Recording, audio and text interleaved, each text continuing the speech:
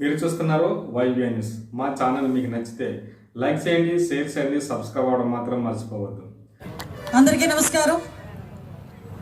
ఉప్మాక వెంకన్న సాక్షిగా మీ అందరి ఆశీస్సులతో, మీ అందరి ఆడపడుచుగా, మీ అందరి ఇంట్లో ఆడపిల్లగా రెండవసారి పైకరావుపేట నియోజకవర్గంలో పోటీ చేయబోతున్నాను. మీ అందరికీ తెలుసు.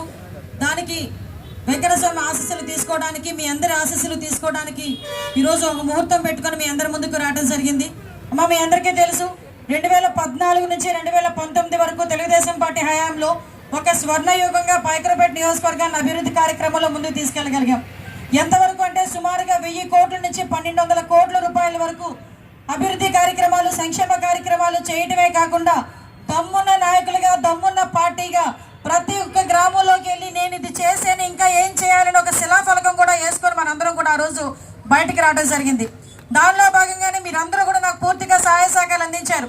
ఆ రోజు ఇదే వెంకటస్వామి ఆలయంలో ఈ వెంకటస్వామి ఆలయాన్ని నేను అభివృద్ధి చేస్తాను, వెంకటస్వామి దయవల్ల అని చెప్పి వెళ్ళిన తర్వాత, గెలిచిన తర్వాత ఇదే ఆలయాన్ని టీటీడీకి, వాళ్ళకి తిరుమల తిరుపతి దేవస్థానం వాళ్ళకి అప్పచెప్పి ఈ గుడి తాలూకా అభివృద్ధి మన హయాంలోనే మనం చూసాం. ఈ రోజు 2019 తర్వాత నుంచి ఈ క్షణం వరకు కూడా ఈ గుడికి ఎక్కడ కూడా చిన్న అభివృద్ధి కార్యక్రమం కూడా జరిగిన సంగతి కూడా ఇక్కడికి వచ్చిన భక్తులు చాలా మంది చూస్తున్నారు. ఆ రోజు 2014-19లో కూడా సుమారుగా ఈ 3 మండలాలకి రక్షిత మంచినీటి పథకాన్ని ప్రతి ఇంటికి కూడా ఇంటింటికి కుళాయి ఇవ్వాలని 180 కోట్ల రూపాయలు పెట్టి ఆ రోజు మనం శంకుస్థాపన చేసుకున్నాం. చాలా మటుకు పూర్తి చేసుకున్న 80% పనులైన వాటర్ ప్రాజెక్టుకి 2019లో బయటకు వచ్చిన తర్వాత ఏదో పనులు చేసేస్తామని అక్కడికి వెళ్ళి సుమారుగా రంగులు వేసేలా తప్పించి ఒక ఇటుక కూడా, ఒక తట్ట మట్టి కూడా అక్కడ వేయలేదు. ఈ 5 సంవత్సరాల్లో కూడా కనీసం 20% పనులు కూడా పూర్తి చేయలేని దుస్థితిలో ఈ రోజు ఈ గవర్నమెంట్ ఉంది.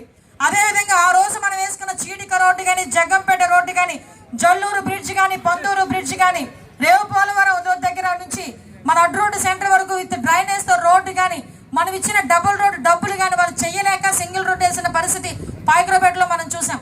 అంటే ఇలాంటివి చెప్పుకుంటూ పోతే చాలా కార్యక్రమాలు, చాలా విలేజ్ల్లో రోడ్లు, డ్రైన్లు అన్నీ కూడా మనం చేసుకున్నాం. కమ్యూనిటీ హాల్స్ కట్టించుకున్నాం, అంగన్వాడీ బిల్డింగ్స్ కట్టించుకున్నాం, పంచాయతీ బిల్డింగ్స్ కట్టించుకున్నాం. ఆఖరికి మత్స్యకారులకు సంబంధించి నెట్ వెండింగ్ సెంటర్స్, తుఫాన్ షెల్టర్స్, ఇలా చెప్పుకుంటా పోతే సుమారుగా 1500 కోట్ల వరకు కూడా మనం పెట్టుకున్నాం. ఈ రోజు మనకి నక్కపల్లి నుంచి ఇదే ఉప్మాక టెంపుల్ దగ్గరికి double road with central lighting తో మనకి శాంక్షన్ అయిన పరిస్థితి కూడా ఉంది. 2.5 కోట్లు పెట్టి మన ఎలక్షన్లు వచ్చిన తర్వాత కనీసం దానికి శంకుస్థాపన చేయాలి, తిరిగి తీసుకురావాలన్నది కాకుండా ఆ టెండర్ కూడా క్యాన్సిల్ చేసేసి ఈ రోజుకి కూడా 1 రూపాయి తీసుకురాలేదు. మనం ఇవన్నీ కూడా గమనించుకోవాలి. ఈ రోజు నిత్యావసర వస్తువుల ధరలు విపరీతంగా పెరిగిపోయి, కరెంటు ఛార్జీలు పెరిగిపోయి.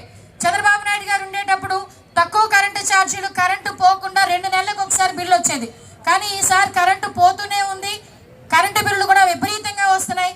నెల కూడా కరెంటు బిల్లు ఒక్కొక్కరికి 1000 రూపాయలు వచ్చే పరిస్థితి కూడా కనిపిస్తూ ఉంది.